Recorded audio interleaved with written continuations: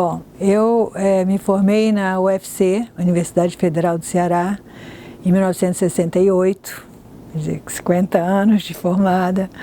E isso foi para mim assim um ponto-chave na minha formação, porque eu venho da segunda turma em Bíblio, formada na UFC.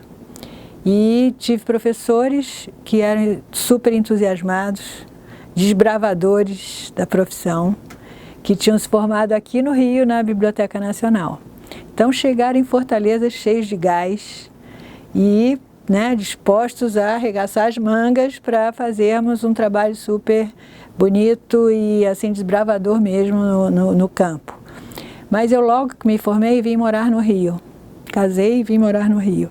Então vi que eu precisava dar continuidade ao meu conhecimento na área especializada de bibliotecas, porque aqui no Rio eu tinha que ter mais respaldo e eu achava que realmente a biblioteconomia não podia parar só no curso de graduação. A gente tem que continuar estudando e tal.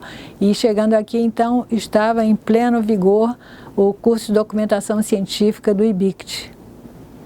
E eram anos de ditadura, anos difíceis, mas a gente tinha um convívio no curso muito interessante que, naquela época, o governo brasileiro oferecia o curso para os outros países aqui latino-americanos.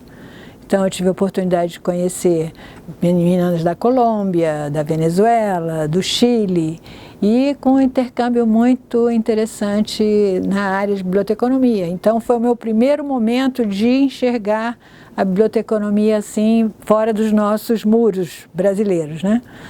Daí, meu primeiro emprego foi no Sesc Nacional, que também me ampliou assim, a visão de Brasil, porque a minha primeira tarefa lá com a equipe que se formou de bibliotecários no Sesc foi criar a rede de bibliotecas do Sesc a nível nacional.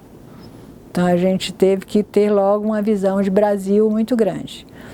Aí depois eu fiz concurso para o estado da Guanabara, na época, e fui trabalhar na biblioteca da FESP, a antiga FESP, que era assim, a Biblioteca da Escola de Serviço Público do Rio de Janeiro.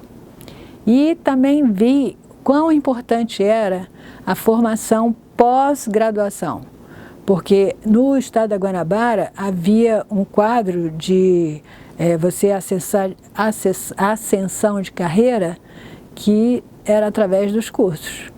Então, quanto mais curso o empregado fizesse, mais ele poderia ascender na carreira, sabe? Então, tinha gente que, por exemplo, entrava, eu acho que isso era da antiga coisa de Distrito Federal no Rio de Janeiro. A pessoa entrava num nível bem elementar, mas através desses cursos que fazia na antiga SPEG, que era a Escola de Serviço Público do Rio de Janeiro, você poderia mudar de carreira dentro do serviço público. Então isso era muito interessante. Eu era da biblioteca que fornecia todo o subsídio para os cursos que a escola fazia, né? Então eu também tive a oportunidade de fazer vários cursos lá dentro. E depois que eu fiz esse concurso para o Estado, eu tive a oportunidade de ir para a Petrobras, fazer concurso para a Petrobras e entrei. E também foi outra escola. Para mim, eu digo para vocês assim, mais do que pós-graduação, a formação foi meu período de Petrobras. Porque o que a empresa oferecia de capacitação para os funcionários era uma coisa assim fantástica. Aí chegou o governo Collor, a empresa para a qual eu trabalhava foi extinta. Então, tive que sair. Mas eu tinha adquirido ali dentro uma formação fantástica. Então, o que me apareceu? Um trabalho na área jurídica. E eu não tinha nenhum conhecimento da especialização da área jurídica, mas tinha da área tecnológica. Então, eu disse, sabe de uma coisa? Vou aceitar esse desafio. Vi que eu era analfabeta na parte de legislação, jurisprudência, nada. Mas lá na Petrobras, como a gente já trabalhava em rede, imagine, naquela época, nós tínhamos 80 bibliotecas espalhadas pelo país inteiro, que vivíamos em rede, apesar de não termos ainda computadores, nada disso. era telefone. E a gente, então, trocava informações e os livros eram emprestados de um núcleo de documentação para outro com a maior facilidade. Nós tínhamos um verdadeiro SEDEX interno na companhia e aquela troca de informações era permanente. Então, por causa do meu conhecimento com o serviço jurídico da Petrobras, que naquela época já usava o Prodazem, era o máximo. A gente teve assim, evento especial para ir conhecer o Prodazem instalado na Petrobras, para vocês terem uma ideia. Então, eu disse, sabe uma coisa, eu vou trabalhar nessa área jurídica. É um desafio novo, mas eu acho que eu vou dar conta. Só que era no escritório de advocacia, muito renomado aqui no Rio, e os caras não querem nem saber dessa trajetória, eles querem informação, né? Daí eu disse, sabe de uma coisa, eu não vou sobreviver se eu não for atrás do grupo jurídico. Então, fiz meu primeiro contato. E eu não tinha nenhum respaldo assim da área jurídica. Fui com a cara e a coragem, fiz o contato com o pessoal da área jurídica, que nessa época se reunia lá no TRF, segunda região, ele se reuniu todo mês. Aquilo era religioso, né? E, ao mesmo tempo, quando eu também tive necessidade de fazer essa aproximação com o grupo jurídico, eu já tinha muita visão do movimento associativo de biblioteconomia, porque na Petrobras, a minha chefe e coordenadora, que também foi o primeiro marco assim, de uma pessoa muito envolvida no movimento profissional, associativo, era Elizabeth Carvalho, que, enquanto eu ainda estava na Petrobras, ela foi presidente da FEBAB. Então, a gente tinha muita visão dessa coisa dos grupos, né, de especializados de cada área da biblioteconomia. E o grupo jurídico sempre teve a sua posição bem destacada, mas muito fechado. Na época, muito fechado. Então, quando eu tive essa necessidade de procurá-los, eu sabia que eu estava entrando numa seara, né, que eu não dominava bem. Mas fui muito bem recebida e passei a participar das reuniões permanentes. Todo mês, né, indo à reunião, e as reuniões eram muito interessantes, porque todo mês tinha uma palestra e coisas novas iam sendo, né, ali mostradas e muita troca de informação. E eu vi que aquilo ali era importantíssimo para meu caso, que eu precisava me atualizar, né, na área. E foi útil demais. Daí eu criei uma empresa de prestação de serviços em biblioteconomia especializada em escritórios de advocacia. Porque um escritório foi me apresentando para o outro. E eu cheguei a trabalhar para 15 escritórios de advocacia. Quase todos especializados na área tributária. Foi sobretudo tributário e comercial, direito comercial também. Formação de novas empresas, sabe? Foi uma época que até a lei das sociedades anônimas, né? Estava ainda em formação. Outra coisa que estava em formação, você vê quanta coisa nova que a gente estava lidando. A lei do consumidor, de proteção do consumidor, não é isso que chama? E essa parte das sociedades anônimas. Então, a gente tinha que estar com aquela legislação toda muito afiada, né, para poder ver o que era importante para eles. E também era o advento da biblioteca, toda a parte digital, da informação digital. Porque a primeira área de informação que aderiu a essa parte de computação foram os tribunais e as instituições jurídicas. E já em 1997, para vocês terem uma ideia, que era assim, iniciando essa parte de documentação online, essas coisas, a área jurídica já estava muito avançada em relação até à área de tecnologia, que era de onde eu vinha, né? Então, fiquei nesse métier de documentação jurídica, sempre frequentando o grupo, e acabei sendo convidada pelo pessoal que formou diretoria logo após a Ângela, que foi a Lourdes Dreyfus, me convidou para fazer parte da diretoria dela na área de eventos, porque justamente nós fazíamos muito evento. Eram palestras, como eu disse para vocês, cada mês, eram cursos, eram seminários promovidos aqui no Rio mesmo, e nesses seminários a gente teve a oportunidade de conhecer uma opção de gente super importante. Por exemplo, teve um seminário aqui na Escola de Magistratura que a gente conseguiu trazer a Cecília Atienza, que era, na época, era assim, o top na documentação jurídica, porque a experiência dela de São Paulo, ela já tinha conseguido transferir para um livro, e ela já era amiga nossa da FEBAB, então foi muito fácil fazer o contato. A outra também que a gente conseguiu trazer, já num outro seminário que foi realizado lá no Tribunal Regional Federal, foi a Edilenice Passos. Por sua vez, também já tinha uma rede de informação jurídica lá em Brasília, né? E ela criou um site, uma área bem especializada também. Ela, por sua vez, também tinha feito contato com bibliotecas nos Estados Unidos, na área jurídica. Então, foi agregando várias pessoas de destaque na área, e aquilo foi nos trazendo cada vez mais, encorpando nosso trabalho, e a gente foi tendo a adesão de advogados, de outras pessoas. Então a Lourdes teve essa capacidade de agregar gente de formações variadas, mas que vinham trazer novas contribuições para o GIDJ. E o GIDJ foi se tornando uma instituição mais forte, né? Depois disso, a gente conseguiu criar uma sede aqui perto ali do Amarelinho. Lourdes conseguiu um espaço ali que era, para vocês terem uma ideia, era tão concorrido o ambiente que a Lourdes conseguiu criar, que o pessoal ia bater ponto lá. Com ela também tinha conseguido alguns desembargadores do Tribunal Regional Federal que dava maior força para o grupo jurídico. Então a gente começou a ter espaço lá dentro da Escola de Magistratura do Tribunal Federal para dar cursos lá.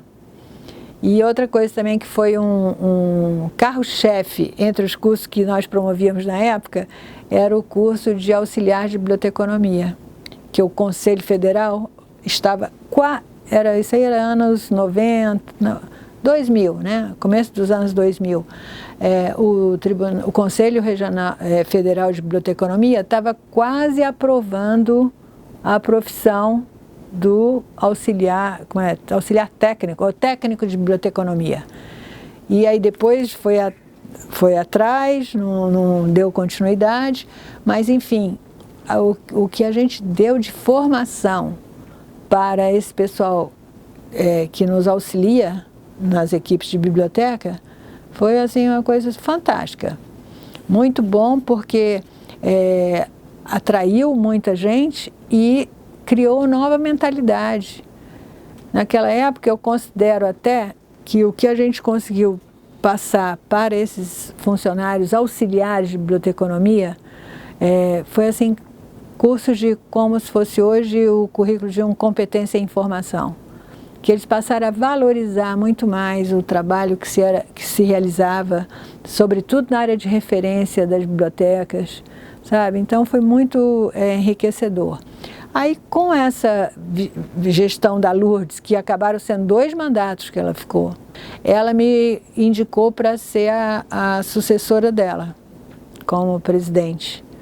Eu dizia para ela, eu não tenho esse mesmo perfil que você, eu gosto dessa parte social, de fazer os contatos, de fazer links, né, de relacionamentos, isso aí sempre foi meu ponto alto. E eu não tenho a vivência que vocês têm, de estar no mundo jurídico. Eu sou uma bibliotecária mais voltada para a parte empresarial, e minha formação toda foi muito assim, mais não tão, vamos dizer assim, não tão dentro do espírito do jurídico, mas, de qualquer maneira, se você acha que eu posso continuar, vamos lá. Aí criamos a nossa diretoria e foi um período muito pouco, assim, durante a minha gestão, eu acho que nós não conseguimos realizar muita coisa, porque houve essa mudança muito grande da parte digital, as pessoas começaram a não comparecer mais às reuniões, foram se reservando assim, cada um no seu mundinho, e a gente não conseguia atrair todo aquele mesmo espírito que havia na época. Apesar de termos formado uma diretoria muito boa, por exemplo, eu atribuo, assim, até destaquei aqui nas perguntas que vocês me fizeram, das maiores, assim, coisas que a gente conseguiu foi atrair a Célia Escobar, porque ela era muito dedicada ao trabalho dela na PGM. Então ela não achava que tinha tempo para o grupo jurídico. Até que tanto nós insistimos, porque eu tinha trabalhado num serviço dentro da PGM, quando a PGM adquiriu a biblioteca do Afonso Arinos de Melo Franco. A biblioteca dele toda foi incorporada ao município e até a casa dele, junto com a biblioteca toda.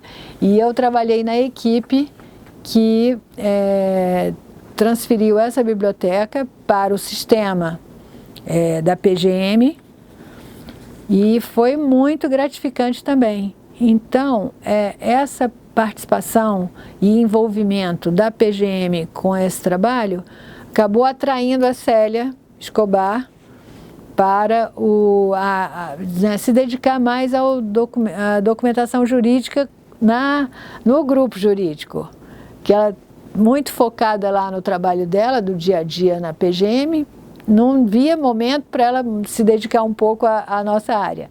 E eu sempre fazendo, Célia, você tem que vir. Então, ela participou da minha diretoria. E enquanto ela estava como diretora do grupo jurídico, a ABNT se manifestou nos solicitando uma pessoa para representar o grupo jurídico para documentos jurídicos que precisavam ser normalizados, né? E daí a Célia foi essa grande figura que representou o grupo jurídico junto à ABNT, e isso acho que deu a ela a nova visão de como era importante você fazer parte de uma associação de profissionais da sua área de atuação. Aí foi que ela deu o clique. Tanto é que ela, logo em seguida de mim, eu queria que ela tivesse ficado como presidente, ela não aceitou, mas continuou colaborando com o grupo, né? Que foi o presidente seguinte de mim, foi o Kleber, que na época trabalhava na Universidade da Cidade e tinha um papel super importante, porque você sabe que as faculdades de Direito, que era da rede de biblioteca, das bibliotecas da Universidade da Cidade, eram muito fortes, né? Eles tinham várias unidades, o Kleber era da unidade do Meyer. E daí a gente também conseguiu o vice dele, que era da UERJ, que também era muito bom. E aí eles formaram um grupo forte. Mas a Célia continuou na diretoria, mas só que ela ainda não tinha assumido a presidência. Aí depois é que ela veio a aceitar a presidência. Quando eu fui presidente, eu consegui inscrever o GIDJ na IFLA, porque a IFLA é a instituição que nos dá todo o respaldo internacional, né, da nossa profissão, e eles tinham e têm um grupo de bibliotecas jurídicas dentro da IFLA. E eu acho que a gente ter esse contato com outros países, outras instituições que levam esse tema tão a sério, é fundamental para a gente até ver soluções para as nossas situações que a gente enfrenta no nosso dia a dia e superá-las e ir adiante. Porque o grupo lhes dá justamente isso, esse apoio, credibilidade e a facilidade dos relacionamentos, que é fantástico. Porque por mais que você tenha a documentação já toda informatizada, fácil acesso, com milhares de recursos que esse mundo digital nos favorece, né? Esse contato humano, essa troca de figurinhas e nos relacionamentos, não tem nada que supere isso. É o seguinte, eu concordo com você que o mundo digital acaba afastando as pessoas. Você vive o seu mundinho ali, acha que o teu dia a dia não dá tempo de você juntar esse potencial que a gente tem. Mas eu acho que desde o momento que vocês criaram o grupo do WhatsApp, essas distâncias diminuíram. Então a gente vê que há uma cooperação muito forte. Então acho que a gente conseguiu diminuir um pouco, o desafio se tornou menor, porque hoje a gente tem esses outros recursos, né? Mas não há dúvida de que a distância que se formou das pessoas no dia a dia, no teu trabalho, é fato. E o que eu acho é o seguinte, pela experiência que eu vejo do que continua acontecendo no mundo, essa necessidade de a gente se agrupar por interesses profissionais semelhantes, vai continuar. E quem quer viver dentro de uma profissão com bom respaldo, com bagagem, não pode abrir mão de ter esse apoio dos grupos profissionais, de você ter as comunidades de um modo geral, né? Isso não pode nunca deixar de acontecer. Faz parte do ser humano ter necessidade desses relacionamentos mais próximos e por interesses, né? E eu acho que esse espírito continuou mesmo, esse espírito de colaboração, de amizade, continua muito forte. E acho que não pode deixar isso morrer. Que se consiga ir passando de uma geração para outra, como isso realmente traz um apoio, a gente considera isso uma coisa assim que dá mais entusiasmo para a gente seguir, né, batalhando o nosso dia a dia, que não é fácil. Então acho que isso é importante. E a minha mensagem para os bibliotecários, novos bibliotecários jurídicos do Rio de Janeiro é o seguinte: não desistam de entender que a biblioteconomia ela vai sempre existir. Eu estou notando agora que tem muita gente achando que não tem mais sentido ter bibliotecas, que tudo você consegue através do Google, que não precisa sair de casa para ver a informação, mas nesse campo jurídico não tem como a pessoa deixar de ter necessidade do seu momento intelectual, para você formar os seus pareceres. O advogado, para ele formar os pareceres, ele precisa da informação organizada. E quem que proporciona isso a ele? São as bibliotecas, as instituições que estão o tempo todo trabalhando com a informação. Então eles não valorizam porque aquilo ali tudo já chega arrumadinho, né? Empacotado, como a gente diz. Mas se não tiver sempre o respaldo do profissional de informação por trás, eles acabam não dando conta. Só para vocês terem uma ideia, eu tenho um marido que é engenheiro, vida inteira também trabalhou com biblioteca, porque sempre valorizou a informação. Hoje em dia, quando ele me vê, eu resolvo as coisas para ele rapidinho. Ele disse, mas como? é o hábito de ter a informação sempre organizada, né?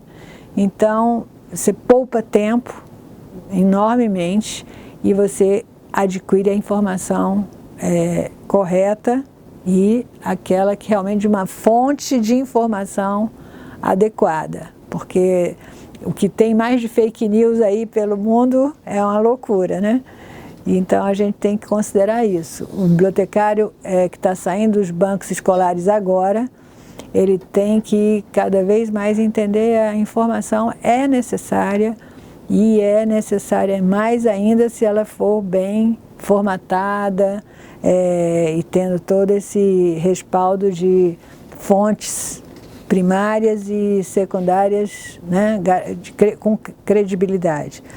E meu último recado é o seguinte, eu acho que mesmo assim, com todos esses recursos que a gente tem, ser bibliotecário no Brasil ainda é uma missão, mais que tudo. Desde o momento que a gente entender isso, olha, a gente tem que todo dia catequizar as pessoas, discipliná-las, né? Faz parte da nossa condição de profissionais da informação. Você não pode querer que as outras pessoas entendam que aquilo tem um trabalho intelectual por trás, né? De tudo que se faz, mesmo a formação dos sites, das grandes repositórios.